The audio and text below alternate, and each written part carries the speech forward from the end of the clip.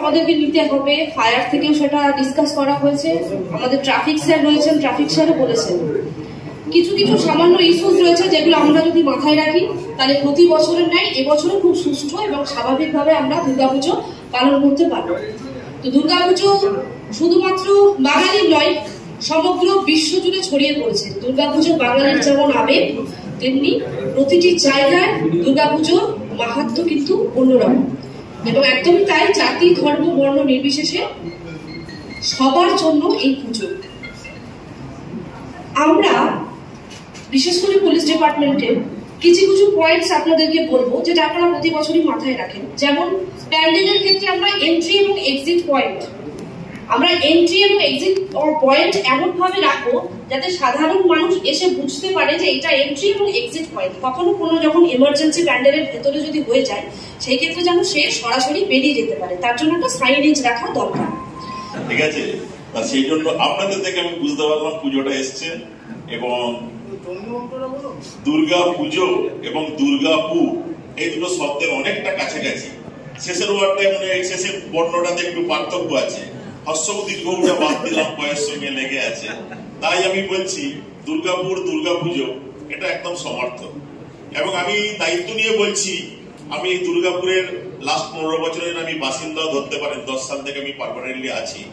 আমি কলকাতাতেও পুজো করিয়েছি, দমদম পার্কে পুজো করিয়েছি, কিন্তু দুর্গাপুরেও পুজো করিয়েছি বা দেখেছি এজ এ দর্শক হিসেবে। আমি কোনো অংশে কম দেখিনি। আমি মনে করি সারা পশ্চিমবঙ্গের মধ্যে যদি দুর্গাপুজো সেরা হয় তো দুর্গাপুরেই হয়। কিছু নিয়ম আছে ট্রাফিক তরফ থেকে বা ফায়ার ব্রিগেডে, ইলেকট্রিক সাপ্লাই সবাই এখানে উপস্থিত আছেন। সবারই মন্তব্য কি ফেসিলিটি দেবে বা কি সুখ সুবিধা দিতে পারবো এই পুজো দুর্গাপূজা মরশুমে, সেই জন্য তাদের সাথেই আমরা ইন্টারাকশনটা করবো। প্রথমে আমি দিচ্ছি হসপিটাল ব্যাটারি।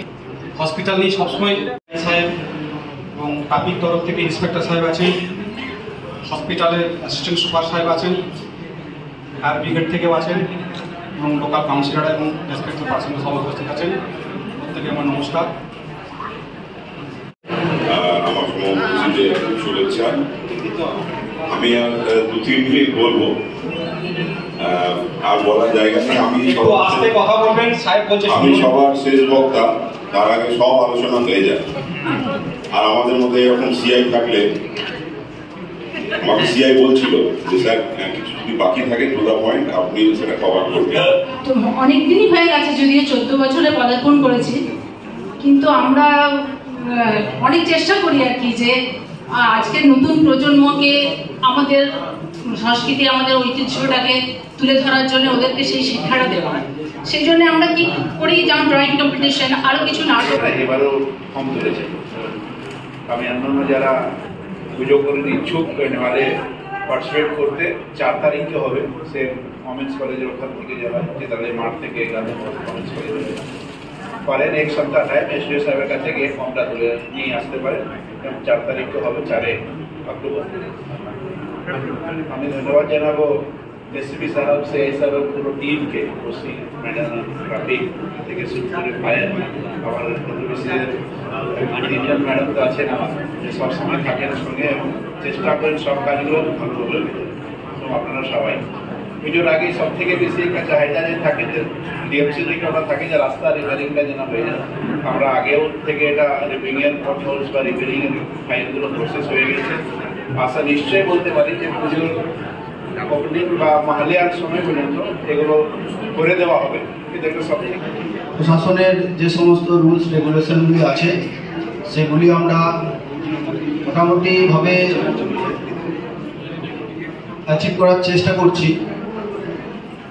আমাদের একটাই অনুরোধ প্রশাসনের কাছে যে আমরা শঙ্করপুর মোড় থেকে যে মণ্ডপ পর্যন্ত যে রাস্তাটি মেন এন্ট্রান্সে, সেখানে যে ব্যারিকেড হবে সেই ব্যারিকেডটা যদি মানে প্রশাসনের পক্ষ থেকে দেওয়া হয় তাহলে ভালো হয়। কারণ গত বছর আমরা দেখেছিলাম দড়ি দিয়ে ব্যারিকেড করা হয়েছিল, পাঁচ দিয়ে, কিন্তু সেগুলো পাবলিক মানছিল না। তাই সেটা যাতে এটা হলে আমাদের সুবিধা হয়। যাবে আর তার সঙ্গে সবচেয়ে যেটা ভাইটাল ব্যাপার সেটা হচ্ছে যে আপনাদের যে তারগুলো ব্যবহার করে পুজো মণ্ডপের ভিতরে বা মানুষজন যেখানে যাতায়াত করে সেগুলো অবশ্যই কিন্তু পাইপ কভারিং করবে, তাহলে একটা অ্যাক্সিডেন্ট হওয়ার প্রচণ্ড চান্সেস থাকে। আর তাছাড়াও যেসব আপনারা যে বোর্ডগুলো ব্যবহার করে সেগুলো মণ্ডপ থেকে কিছুটা দূরে হয়, এখান থেকে কানেকশনসটা আপনারা নেন। আর তাছাড়াও সকলকে বলবো যে লোড যারা ইউজ করবেন একদম পারফেক্ট অ্যাকচুয়ালিটা নেবেন, কম করবেন না, সেক্ষেত্রে আমাদের ট্রান্সফরমার বা আদার্স লাইনের অনেক সমস্যা হতে পারে, কারণ অনেক লোড থাকে তো পুজোর সময়। আমরা সময় আগের মতো তার ব্যবস্থা নিতে পারবো, ব্যাস এইটুকুই বলবো। আর সবাই সুস্থভাবে থাকুন, থ্যাংক ইউ। তাদেরকে প্রথমে আমি একটা কথাই বলতে চাই যে আপনাদের প্রথমে শারদীয়ার শুভেচ্ছা, অভিনন্দন। এবং প্রতি বছর আমরা খুব নির্বিঘ্নে পুজো দিনগুলো পার করি এবং এবছরও সেভাবেই পার করবো, আমরা সেটাই আশা রাখছি। কিছু কিছু জায়গায় হয়তো খুব বিচ্ছিন্ন সমস্যা হয়, যাতে এই সমস্যাগুলো না হয় তার জন্যই আজকে এই অ্যাডমিনিস্ট্রেটিভ যে সভাটা ডাকা হয়েছে। আপনাদের সকলের সহযোগিতায় পুজো আশা করি ভালোভাবেই কাটবে।